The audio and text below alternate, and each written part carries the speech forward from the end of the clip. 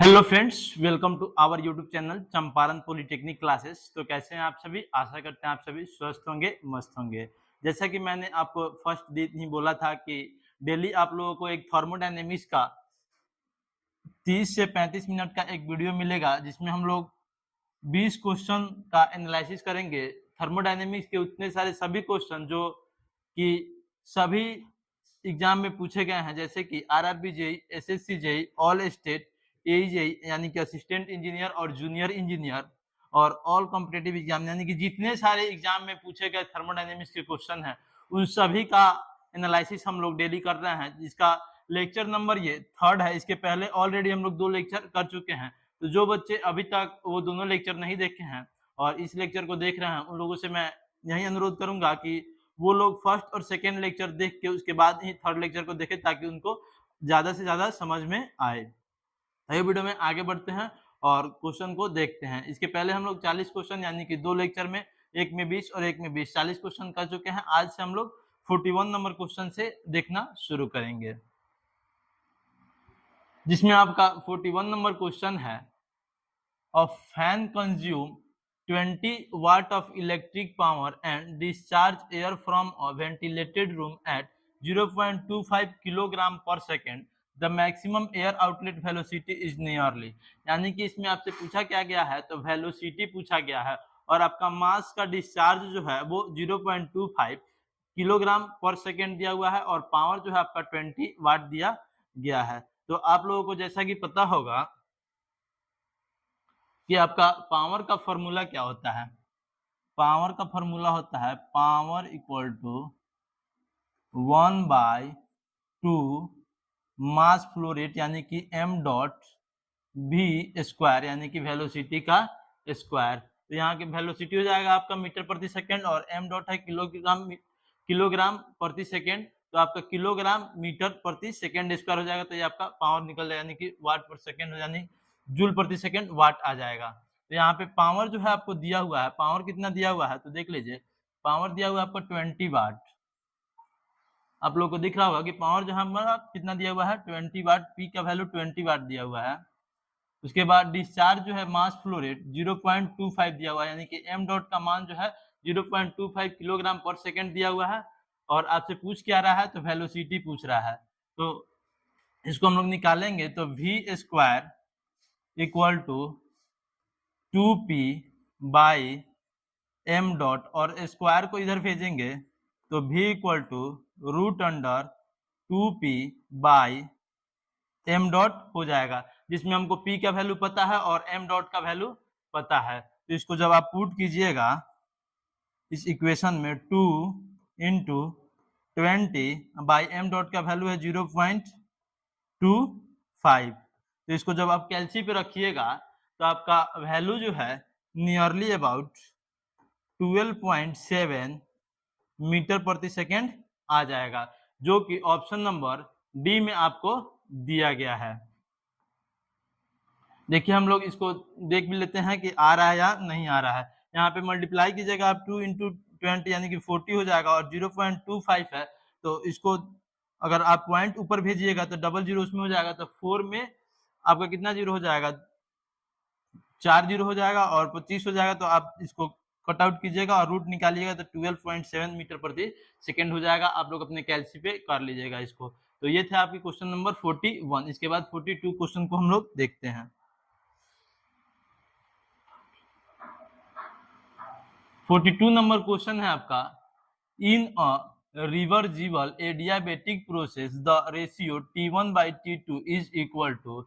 T1 by T2 का ratio आपसे पूछा गया है। मैंने पहले भी बता दिया था आपको कि 3 रिलेशन होता है, टेम्परेचर वॉल्यूम, टेम्परेचर प्रेशर और प्रेशर वॉल्यूम। तो इसमें आपसे पूछा क्या गया है, टेम्परेचर और प्रेशर का रिलेशन पूछा गया है। तो आप लोगों को पता है कि टेम्परेचर और प्रेशर का रिलेशन जो होता है T1 by T2 equal to P1 by P2 का पावर गामा -1 बाई गामा होता है। तो इसमें देख लीजिए ऑप्शन नंबर किसमें दिया हुआ है, P1 by P2 का पावर गामा -1 बाई गामा। तो इसमें ऑप्शन नंबर फर्स्ट ही आपका P1 by P2 का पावर गामा -1 बाई गामा। तो option number first, option number A जो है 42 का राइट आंसर हो जाएगा। क्वेश्चन नंबर 42 का option number A. Question number 43 है आपका। ये क्वेश्चन भी मैंने आप लोगों को पहले ही डिस्कस करा चुका हूं और इसमें भी आप लोगों को बता देता हूं। देखिए 43 नंबर क्वेश्चन है, एन आइसोलेटेड सिस्टम। वैसे बच्चे जो अभी तक दोनों वीडियो यानी कि फर्स्ट और सेकंड लेक्चर नहीं देखे होंगे उन लोगों को थोड़े इस वीडियो में थोड़ा दिक्कत होगा, तो इसलिए आप लोगों से रिक्वेस्ट है कि आप लोग फर्स्ट और सेकंड वीडियो अवश्य देख लें। तो देखिए इसमें पूछा गया है एन आइसोलेटेड सिस्टम, यानी कि आइसोलेटेड सिस्टम के बारे में पूछा गया है। तो हमारे पास 3 सिस्टम होता है। कौन कौन सा सिस्टम होता है? तो ये एक होता है आपका ओपन सिस्टम। क्या होता है? Open system. ओपन सिस्टम में जो है आपका मास और एनर्जी दोनों का इंटरेक्शन होता है। क्या होता है? मास और एनर्जी दोनों का इंटरेक्शन होता है। एक होता है आपका क्लोज सिस्टम, एक होता है आपका ओपन सिस्टम, एक होता है क्लोज सिस्टम, जिसमें आपका मास का इंटरेक्शन नहीं होता है और एनर्जी का इंटरेक्शन जो है होता है। यानी कि सिस्टम से सराउंडिंग में एनर्जी ट्रांसफर हो सकता है, मास ट्रांसफर नहीं होता है। एक होता है आपका आइसोलेटेड सिस्टम। क्या होता है? आइसोलेटेड सिस्टम, जिसमें जो है आपका मास और एनर्जी दोनों का इंटरेक्शन सिस्टम से सराउंडिंग में नहीं होता है। तो इसमें आपसे पूछा क्या गया है? आइसोलेटेड सिस्टम के बारे में पूछा गया है। तो आइसोलेटेड सिस्टम के बारे में पूछा गया है, तो ऑप्शन नंबर फर्स्ट में दिया हुआ है is a specified region where transfer of energy and और मास टेक्स प्लेस। इसमें फर्स्ट में ही बोल दिया है कि एनर्जी और मास दोनों का ट्रांसफर होता है, तो ऑप्शन नंबर ए जो है आपका नहीं होगा। सेकेंड बोला गया है इज अ रीजन,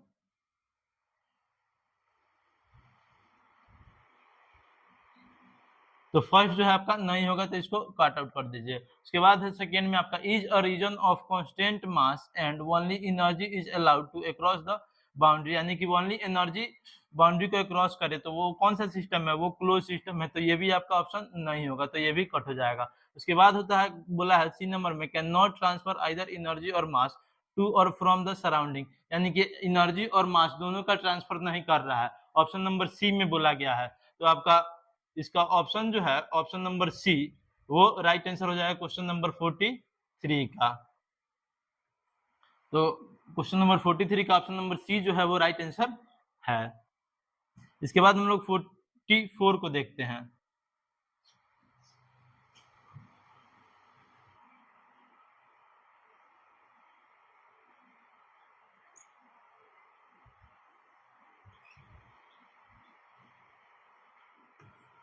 फोर्टी में पूछा गया है in the polytropic process equation PV के power N equal to constant if N is infinitely large the process is termed as, यानी कि ये क्वेश्चन मैंने कल भी कराया था और आज भी करा रहा हूँ। इसमें पीवी का power N equal to constant दिया हुआ है और n equal to infinitely large दिया हुआ है, लेकिन कल जो है एन इक्वल टू 0 दिया गया था और यहाँ पे एन जो है एन इक्वल टू इनफाइनाइट दिया हुआ है।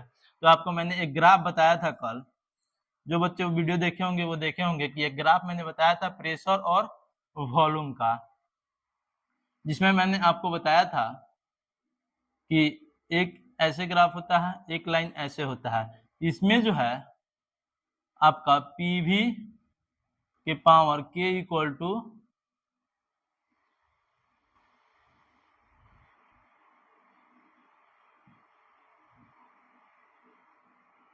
ये लाइन जो है आपका प्रेशर कांस्टेंट का लाइन है। किसका लाइन है?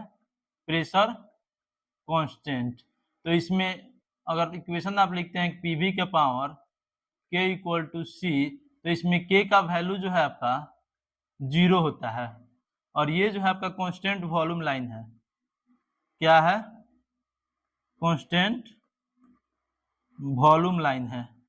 क्या है आपका? कांस्टेंट वॉल्यूम लाइन है और इसमें जो है के इक्वल टू इनफाइनाइट होता है और 3 ग्राफ और होते हैं आपके ऐसे, एक ये और एक ये, जिसमें एक होता है आपका आइसोथर्मल एक होता है पॉलीट्रॉपिक, एक होता है adiabatic.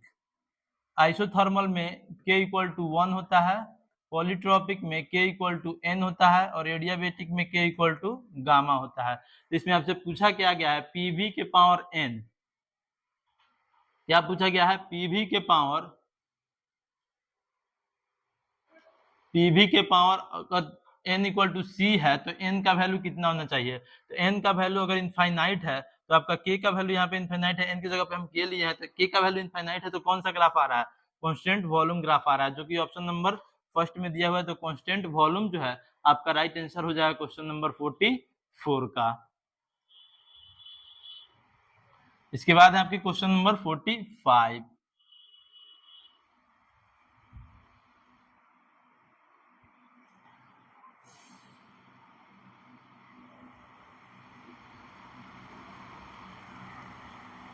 Forty five number question है आपका, the instrument which measure the temperature of the source without direct contact is, यानी कि बिना कॉन्टेक्ट का जो टेम्परेचर मेजर करता है इंस्ट्रूमेंट, उसको हम लोग क्या कहते हैं। तो ऑप्शन में दिया हुआ है by metallic cut out, vapour pressure thermometer, pyrometer और थिन फिल्म थर्मोमीटर। तो आप लोग जानते होंगे कि पायरोमीटर एक ऐसा डिवाइस है जो कि बिना कनेक्ट का आपका टेम्परेचर जो है मेजर कर देता है। तो इसका ऑप्शन नंबर जो सी है वो आपका राइट आंसर हो जाएगा क्वेश्चन नंबर 45 का option number C, pyrometer.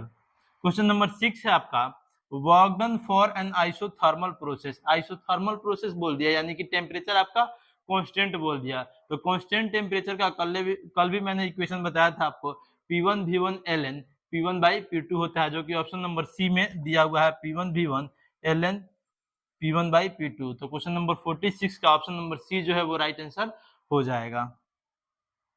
Question number 47,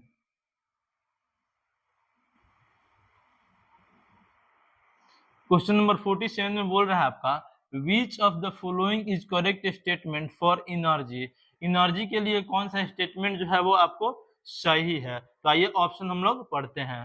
first बोला है energy is not the property of the system, energy जो है सिस्टम का प्रॉपर्टी नहीं है, लेकिन एनर्जी जो है आपका क्या होता है, सिस्टम का प्रॉपर्टी होता है। तो ये ऑप्शन जो है आपका गलत हो जाएगा। क्वेश्चन नंबर सेकेंड है, energy is a path function, energy क्या पाथ फंक्शन है, नहीं। हीट एंड वर्क दो ही है आपके पाथ फंक्शन होते हैं, एनर्जी जो है पाथ फंक्शन नहीं है, तो ये भी आपका गलत हो जाएगा। थर्ड में दिया हुआ है, change in energy between two state of a system is different for different path followed. तो ये आपका ऑप्शन नंबर सी जो है ये भी आपका गलत हो जाएगा। तो अब इसका क्वेश्चन नंबर 47 का ऑप्शन नंबर डी जो है, cyclic interval of D equal to 0, question number 47 का ऑप्शन डी जो है वो राइट आंसर हो जाएगा। क्वेश्चन नंबर 8 है आपका,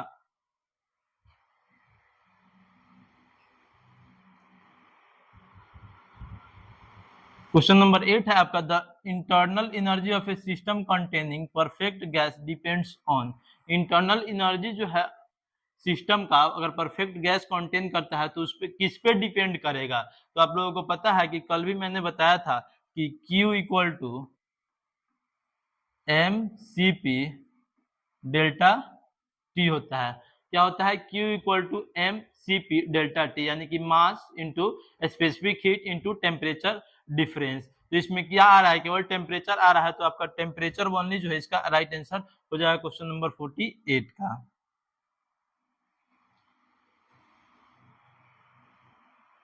क्वेश्चन नंबर 49 है आपका,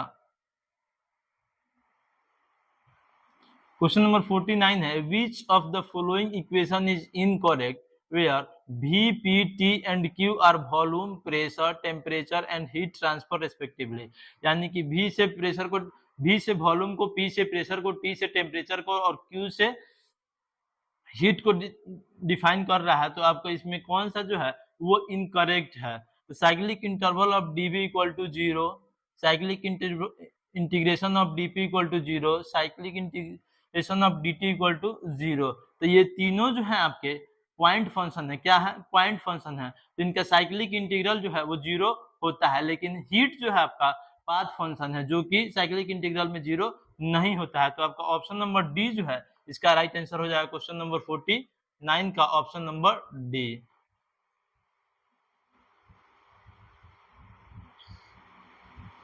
cyclic integral of D Q equal to 0, जो कि रॉन्ग दिया हुआ है, इसमें D Q does not equal to 0 होता है। क्वेश्चन नंबर 50 है आपका, which of the following statement is correct for energy. Energy के लिए इसमें कौन सा जो है वो करेक्ट है। तो आपको ऑप्शन में बोला है it is a point function, it is a path function, it is not a conserved quantity, it can be measured by thermometer. क्या आप एनर्जी को थर्मोमीटर से माप सकते हैं? नहीं माप सकते हैं, तो ये ऑप्शन जो है गलत है। उसके बाद बोला it is not a conserved quantity, इसको कंजर्व नहीं किया जा सकता है, तो ये भी आपका गलत है। It is a path function, energy क्या पाथ फंक्शन है? नहीं, एनर्जी पाथ फंक्शन नहीं है, एनर्जी जो है आपका पॉइंट फंक्शन है। तो ऑप्शन नंबर ये जो है क्वेश्चन नंबर 50 का वो राइट आंसर है।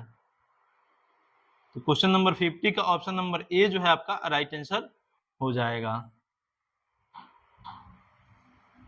इसके बाद है आपके question number 51। The heat capacity of A substance is given by expression. Heat capacity जो है किससे दिखाया जाता है, यानी कि क्यू पूछ रहा है आपसे, तो क्यू इक्वल टू, आप लोगों को पता होगा, मैंने बहुत बार बता चुका हूं कि M C P delta T होता है। तो इसमें क्या बोल रहा है, मास प्लस स्पेसिफिक हीट। क्या इसमें मास और प्लस स्पेसिफिक हीट हो रहा है? नहीं हो रहा है, तो ये गलत हो जाएगा।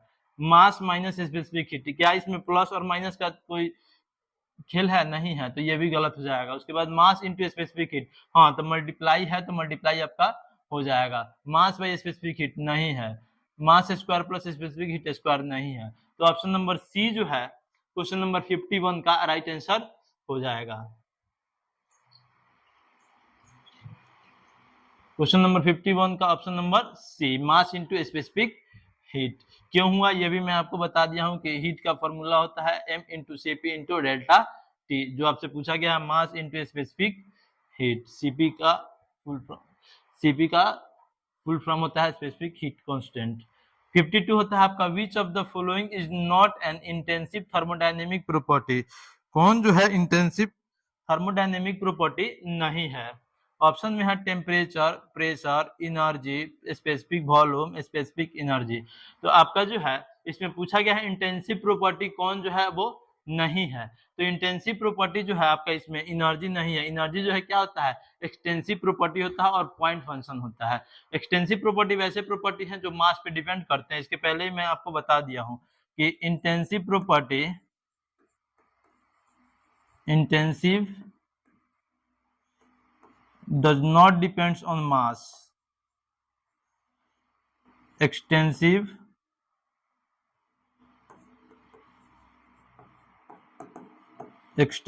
depends on mass.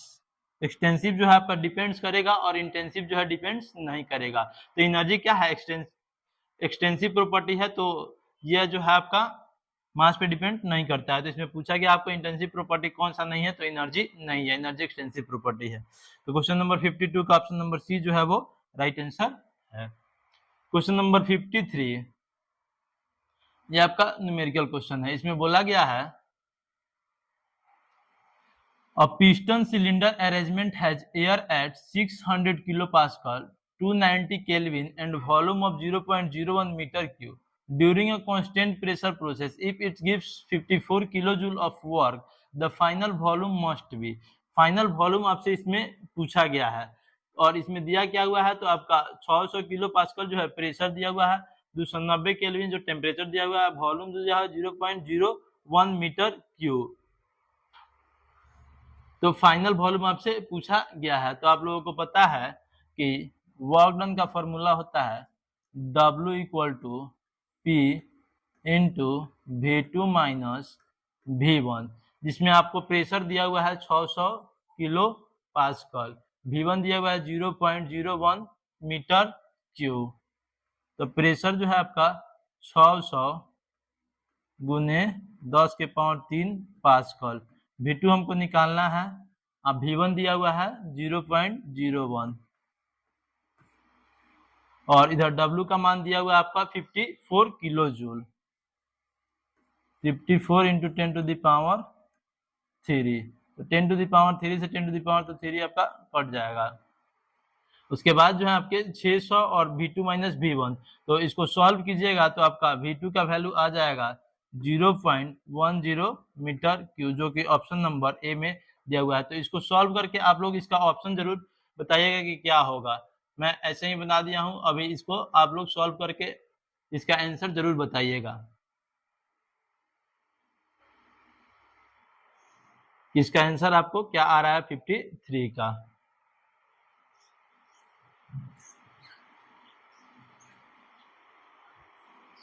Fifty three number question का आंसर मैं नहीं बता रहा हूं, आप लोगों को कमेंट में डालना है कि इसका आंसर क्या होगा। 54 नंबर क्वेश्चन को देखते हैं। 54 नंबर क्वेश्चन बोल रहा है आपका a polytropic process with n equal to -1 initiates with p equal to v equal to 0, यानी कि इनिशिएट्स इनिशियल प्रेशर वॉल्यूम जो है आपका क्या है 0 है, एंड इट्स इंड विथ यानी कि फाइनल प्रेशर जो है 600 किलो पास्कल है और वॉल्यूम जो है 0.01 मीटर क्यूब है। तो वर्क डन आपसे पूछा गया है। तो आप लोगों को पता है कि अगर पॉलीट्रॉपिक प्रोसेस है तो पॉलीट्रॉपिक प्रोसेस का इक्वेशन क्या होता है। तो पॉलीट्रॉपिक प्रोसेस का वर्क डन का इक्वेशन होता है आपका W equal to P1 V1 minus P2 V2 by n minus 1, जिसमें P1 V1 जो है इनिशियल प्रेशर वॉल्यूम है, P2 V2 जो है फाइनल प्रेशर और वॉल्यूम है, और n जो है आपका एडियाबेटिक पॉलीट्रॉपिक कांस्टेंट है जिसका वैल्यू हमको दिया हुआ है, और 1 जो है आपके वो है। तो यहाँ पे आपको P1 V1 0 है तो ये पूरा 0 हो जाएगा, माइनस P2 आपका वैल्यू दिया हुआ है 600 kilo pascal, 600 kilo pascal into V2 दिया हुआ है आपका 0.01 अपॉन वर्क डन। तो वर्क डन आपका कितना है, वर्क डन निकालना है, W इनको निकालना है, और n का वैल्यू दिया हुआ है -1, तो -1 तो इसको जब आप सॉल्व कीजिएगा तो माइनस 600 0.01, तो इसको जब आप सॉल्व कीजिएगा तो ये आएगा -6 बाई -3, -6 बाई -2, -1 और -1 क्या हो जाएगा -2 हो जाएगा। जब इसको काटिएगा तो आपका कितना हो जाएगा 3 किलो जूल हो जाएगा, कि ऑप्शन नंबर कितने में दिया हुआ है, ऑप्शन नंबर बी में आपका दिया हुआ है। क्वेश्चन नंबर 54 का ऑप्शन नंबर बी जो है वो राइट आंसर है। बहुत इजी क्वेश्चन पूछे जाते हैं आपसे, केवल आपको कॉन्सेप्ट याद रहेगा तो आप सभी क्वेश्चन को टच करके आ जाइएगा। ये क्वेश्चन देख लीजिए, झारखंड पीएससी ए एग्जाम यानी कि असिस्टेंट इंजीनियर एग्जाम में पूछा गया क्वेश्चन है प्री में। क्वेश्चन नंबर 55 है आपका work done in a free expansion process. तो वर्क डन जो है फ्री एक्सपेंशन में क्या होता है, टेम्परेचर कांस्टेंट हो जाएगा, तो वर्क डन आपका क्या हो जाएगा 0 हो जाएगा, जो कि ऑप्शन नंबर सी में दिया हुआ है 0। तो क्वेश्चन नंबर 55 का ऑप्शन नंबर सी जो है वो राइट आंसर हो जाएगा। क्वेश्चन नंबर 56 है आपका 56 क्वेश्चन है for an ideal gas enthalpy is represented by, enthalpy को कैसे रिप्रेजेंट करते हैं। तो आप लोगों को पता है कि H बराबर U प्लस PV यानी कि internal energy plus work done यानी कि प्रेशर इनटू वॉल्यूम होता है। तो आपको पता है यहाँ पे PV का कोई रिलेशन आपको नहीं दिख रहा होगा। तो आप लोगों को ये भी पता है कि आइडियल गैस इक्वेशन का फॉर्मूला होता है PV बराबर mRT। जब m जो है कांस्टेंट है यानी कि आपका 1 हो जाएगा, तो PV इक्वल टू क्या हो जाएगा RT। तो PV इक्वल टू जब RT हो गया, ये हो गया आपका इक्वेशन फर्स्ट और ये हो गया आपका इक्वेशन सेकेंड। तो H बराबर क्या हम बोल सकते हैं U प्लस PV की जगह पे RT को रख सकते हैं। तो क्या आपका ऑप्शन में दिया हुआ है H बराबर U प्लस RT। देख लीजिए H बराबर U प्लस RT किस ऑप्शन में दिया हुआ है। ऑप्शन नंबर फर्स्ट में दिया हुआ U माइनस RT, इसमें दिया हुआ RT माइनस U, इसमें दिया हुआ है माइनस U प्लस RT, कि ऑप्शन नंबर बी में दिया हुआ है H बराबर U प्लस RT, जो कि ऑप्शन नंबर सही है। तो 56 का आपका ऑप्शन नंबर बी जो है वो राइट आंसर हो जाएगा।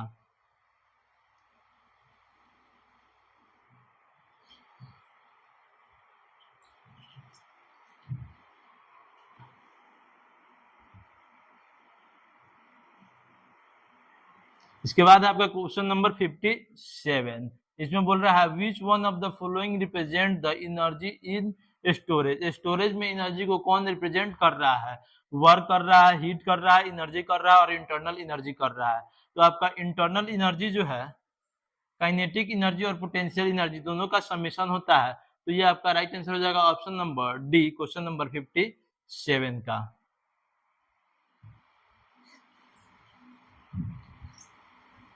क्वेश्चन नंबर 57 का ऑप्शन नंबर डी जो है वो आपका राइट आंसर हो जाएगा। इसके बाद देखते हैं क्वेश्चन नंबर 58।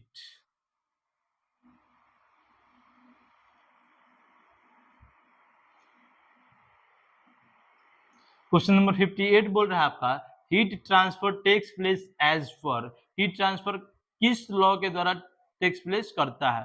तो आपको पता होगा कि सेकेंड लॉ ऑफ थर्मोडायनेमिक्स के द्वारा हीट ट्रांसफर जो है वो ट्रांसफर करता है एक जगह से दूसरे जगह पे। तो आपका ऑप्शन नंबर सी जो है 58 का राइट आंसर हो जाएगा। क्वेश्चन नंबर 59 है आपका 2 kg of substance receive 500 kilo joule and undergoes a temperature change from 100 degree Celsius to 200 degree Celsius, then average specific heat of substance during the process will be। यानी कि specific heat constant जो मैंने आपको ये formula बहुत बार बता चुका हूँ, Q बराबर mCp डेल्टा टी, उसी पे जो है इसका सॉल्यूशन जो है वो होगा। यहाँ पे आपको दिया क्या हुआ है, देखिए m यानी कि मास का वैल्यू दिया हुआ है 2 kg, 500 किलो जूल यानी कि वर्क दिया हुआ है आपका W 500 किलो जूल। उसके बाद दिया हुआ है and undergo temperature change from 100 degree Celsius to 200 degree Celsius, यानी कि सीधे निकाल देते हैं डेल्टा टी, यानी कि हायर माइनस लोअर। तो 200 में से 100 घटाइएगा तो कितना हो जाएगा? 100 डिग्री सेल्सियस हो जाएगा। And average specific heat coefficient आपसे पूछा गया, तो आपको पता है कि Q बराबर m इंटू सी इंटू डेल्टा टी होता है। तो Q का वैल्यू आपको दिया हुआ है वर्क के रूप में, इसको Q भी आप बोल सकते हैं, जो कि है 500 किलो जूल। m का वैल्यू दिया हुआ है 2, C का वैल्यू नहीं दिया हुआ है, आपसे पूछा गया है, और टेम्परेचर डिफरेंस जो है आपका कितना है? 100 डिग्री सेल्सियस है। तो C का वैल्यू आप लोग निकाल दीजिए, 100 से इसको काटिएगा तो 5 टाइम्स, 5 से को काटिएगा 2 इंटू तो 2.5, तो 2.5 जो है किस ऑप्शन में दिया हुआ है देख लीजिए आप लोग कि 2.5 किस ऑप्शन में दिया हुआ है, वहीं आपका राइट आंसर हो जाएगा, जो कि ऑप्शन नंबर बी में दिया हुआ है 2.5 किलो जूल पर KG degree kelvin.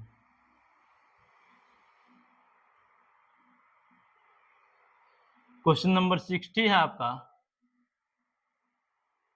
The work done during an isothermal process is. Isothermal process में वर्क जो है कैसे डन होता है? तो इसका क्वेश्चन जो है ये इसमें मतलब यानी कि हम लोग शुरू से पढ़ रहे थे 40 से, उसमें 43 या 44 में भी ये क्वेश्चन पूछा गया था कि आइसोथर्मल में वर्क डन कैसे होता है, और यहाँ भी पूछा गया है। तो इसका राइट आंसर जो आपका होता था यानी कि work done in isothermal process होता था P1 V1 ln P1 by P2। तो इसमें देखिए इसमें P1 बाई P2 कोई नहीं है, तो P1 बाई P2 नहीं है तो एक और रिलेशन होता है आपका, जब टेम्परेचर कांस्टेंट हो तो P1 V1 बराबर P2 V2, तो P1 by P2 equal to V2 by V1 होगा। तो यहाँ पे देखिए P1 बाई P2 की जगह पे क्या हम V2 बाई V1 रख सकते हैं? देखिए यहाँ पे P1 बाई P2 है, क्या यहाँ पे P1 equal to P1 by P2 equal to V2 by V1 है, तो क्या V2 बाई V1 हम लोग रख सकते हैं? तो हम लोग क्यों नहीं रख सकते हैं? तो देखिए यहाँ पे कोई ऑप्शन है जिसमें V2 बाई V1 रखा हुआ है, तो यहाँ पे रखा हुआ है P1 V1 log E V2 by V1, जो कि ऑप्शन नंबर ए में दिया हुआ है। तो क्वेश्चन नंबर 60 का ऑप्शन नंबर ए जो है वो राइट आंसर हो जाएगा। तो ये थे आपके लेक्चर नंबर 3 के 20 क्वेश्चन, जिसको मैंने बहुत अच्छे से सॉल्व कराया है, और इसको आप लोग देखिए। और ये वीडियो अगर आपको अच्छा लगा हो तो वीडियो को लाइक करें, चैनल को सब्सक्राइब करें तो अपने दोस्तों में शेयर करें, ताकि अधिक से अधिक लोग इस वीडियो का लाभ ले सकें और इसके पहले के जो 2 वीडियो हैं उसको भी आप लोग जरूर देख लें, ताकि उसमें से आप लोगों का आगे का वीडियो जो है उसमें कॉन्सेप्ट क्लियर रहे और आप लोग उसका आंसर बता सकें। और इसका पीडीएफ प्राप्त करने के लिए आप लोग टेलीग्राम पे चंपारण पॉलिटेक्निक क्लासेस का एक टेलीग्राम है, जिसको आप लोग ज्वाइन कर लीजिएगा। एक ग्रुप बना हुआ है टेलीग्राम पे चंपारण पॉलिटेक्निक क्लासेस के नाम से, उसको आप लोग ज्वाइन कर लीजिएगा, जहां पे आपको इसका पीडीएफ जो है वो मिल जाएगा। धन्यवाद, आपका दिन शुभ हो।